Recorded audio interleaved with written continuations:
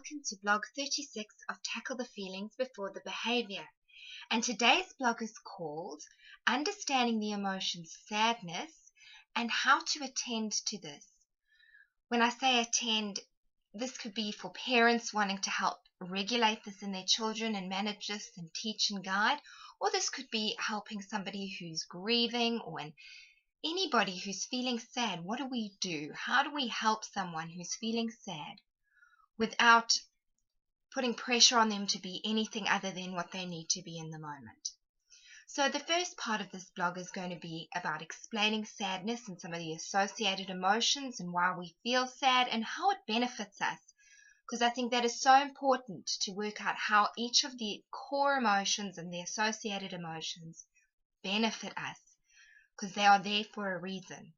And the second half of the blog is going to be about what everybody, young or old, whatever culture, fundamentally needs when they are feeling sad, and what you can do, or what you can do for yourself, coming from your older or adult perspective, tending to that little part inside yourself, that inner child that feels really sad, especially when it's coming through things like depression and chronic sadness and feeling really withdrawn and things like that. So without further ado, sadness has a number of associated emotions. So we can think of emotions such as sorrow or anguish or heartbreak or grief and loss, or being withdrawn and lethargic, being depressed or feeling blue or feeling really flat and down. So it's a really low feeling emotion. It's really withdrawn. It's not a heightened emotion. It's almost like your body goes into a sort of survival mode and you conserve your energy in a way. It withdraws you. It takes away your energy. It takes away your motivation. It takes away that get up and go. And you can feel really, really down. You can feel really emotional. Crying and feeling really tearful is often a big sign of sadness, although not the only emotion that has crying, but one of the big ones that has crying. One of the big ones that has crying. So the associated emotion I really want to highlight in sadness, and if you watch an earlier blog of mine that I've done on preventing depression from developing in your kids later on, you might know this one. Then that is loss. And that is the reason that sadness benefits us, is because of that associated emotion, loss. Loss and sadness go hand in hand. And basically sadness is there to help us process loss. And loss isn't just losing someone or a pet or something from death, but it's more about that we go through many, many different losses, perhaps even throughout our days, throughout our weeks, in so many different ways. Every good thing and every change we make will also come with an element of loss. Because, hold on one second, Toby. Shh, it's okay. Sorry, my little dog's in here and he wants to get out, but the door's closed. So, where was I? So, loss is something that helps us make a transition into a new area in our life, or a new thought, or a transformation that we're making, or something that's changed in our worldview, how we see the world, our past, our present, our future. So we have this worldview, and it is always evolving and it's always changing. And in order to incorporate new things into our worldview, we kind of have to let go of something old. Whether it be you choose something in decisions over something else. So if you're choosing to have cereal instead of eggs, you're losing out on having eggs. That's a loss. That's probably not a big deal and you've gone for your preference. But in doing that, you have to let go of having the eggs, unless of course you have both of them. But we have loss in terms of changing schools when we're younger, in terms of changing jobs, changing friends, changing relationships, changing the ways we see the world, our viewpoints. When we educate ourselves and grow all this knowledge, we kind of have to let go of beliefs we've held, things we used to know. Some of that's quite difficult. Sometimes we have to realize that what we believe doesn't fit for us anymore, and it changes so much in how we thought of the world. So sadness is there to take you back from your everyday life, from the stress of life, and help you process what's going on. So help your brain and your body and all your emotions make sense of these changes. So some loss doesn't require sadness, it just requires sort of an adjustment, a little adjustment, and you get used to that. And the more you have coping mechanisms to deal with loss, and the more you accept loss as a part of your life, the more resilient you are. Resilience being the ability to bounce back. The less regulated sadness is in your life, the less regulated or managed it is, the less someone's taught you how to handle these losses, the more these changes are going to affect you, the more loss is going to affect you, the more fear is going to be created in change and loss. So that's when depression and things can develop, when you don't know how to process that, and it builds up and builds up and builds up, and if you think of sadness in that turbocharged depression way, you can see the hopelessness, the lack of motivation, the lack of enjoyment out of things that you used to do, the lack of energy, the lack of being able to really connect with a lot of your emotions. You sort of disconnect from other emotions because this predominant emotion of sadness, this change, this fear that comes with that, and often a presentation of anger that goes along with depression because it's more powerful, and that flat, blue, sad feeling starts to take over, and it becomes this downward spiral.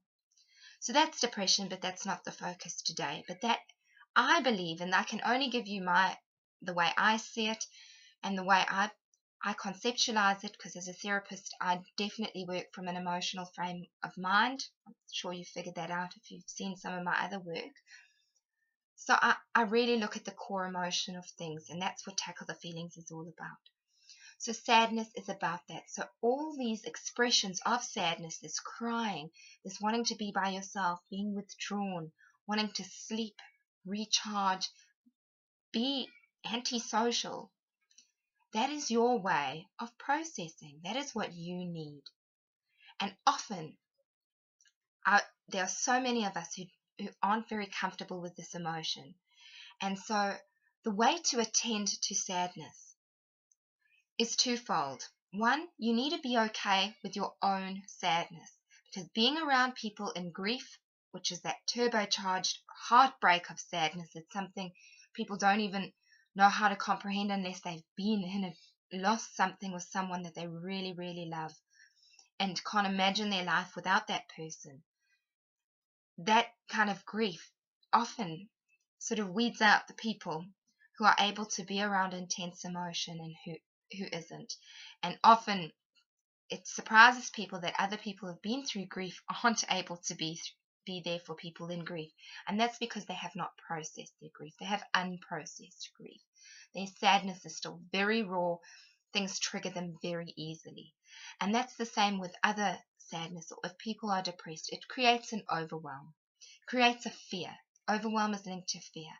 And so in order to be around sadness, you need to understand how sadness sits in your life, how you see sadness, what you do for your sadness. Do you just try and repress it? Do you try and be positive and pretend it's not there? Do you hide it? What's going on for you with sadness? And the next thing is to realize that you don't actually have to do very much. But what you do have to do, which doesn't seem like very much, can be extremely difficult. And that is just to be there. Not to try and change anything, not to try and cheer anybody up. In fact, that's probably the worst thing you can do for someone who's sad. Until they're ready to come out of that sadness, we need to be validating and accepting of people who need to be sad. We need to accept when people have a bad day. We need to accept when people are crying and understand that crying is so healthy. It's a release of that energy, that pent up sadness inside yourself. However you want to view that, it's really healthy to express that outwardly. I always say to clients, to my friends, to my family, better out than in. And I learned that for myself on my own personal journey. With my grief, I know that having a good cry, and I always call it a good cry because the end result of that real exhaustive sobbing and just being absolutely emotional and upset and exhausting crying, when you recover from that, it's like the weight of the world has been lifted off your shoulders, and sadness feels like a burden. Sadness feels heavy. Sadness is pain, and we don't like pain. Emotional pain is one of the most difficult things to go through. It is just suffocating. And if I could just describe it physically in what I've been through, it's like someone's put a big concrete block on you, on your chest, and you can't breathe and you can't move it, and all you want to do is run away. You want to escape it. And that's why there's so much substance abuse around depression, because it's so difficult to sit with. But we need to remove that fear and find that allowing. And it would be much easier if other people were accepting of sadness. And so to do that for your children, to teach them those coping skills, to teach them how to process loss and deal with change, it's about really being okay with them being sad, understanding the benefits of sadness, understanding that sadness is not meaning that you failed as a parent or you failed as a friend because they're sitting there crying and they're not cheering up when you get there. They're not feeling better because you're there.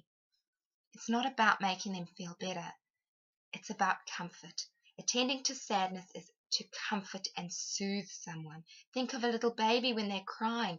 You rock them, you soothe them. It's okay. Shh, it's okay. That's what you do for a little baby. That's what you do for everybody. You don't rock and hold them. I'm sure you don't want to do that with a colleague who's having a cry. But maybe you do want to give them a hug. Maybe you do want to hold somebody's hand. Maybe you do want to sit on the bed with them and just say, is it okay if I just sit here with you? We don't have to talk. It's okay. Validate that. If they say they'd like to be by themselves, that's fine. Let them be by themselves, even children. Make sure you ask people, what do you need when you're like that? When they're really little, you want to comfort with physical affection. You want to really soothe them. You want to stroke their hair. You want to rub their back. You want to make it okay, and you want to normalize it. Everybody feels sadness. If we didn't, we would combust because we wouldn't process anything. We wouldn't handle any change. And we do handle change. We're not very good at it half the time, but we do handle it. We do feel sad. We just often push it down. And that's when it eats away at us, the same way any emotion that you try to repress eats away at us. So it's not about resisting that pain. It's about accepting where you're at and acknowledging it and just being with it. Attending to sadness is not trying to change it, it's accepting it, it's comforting and soothing it.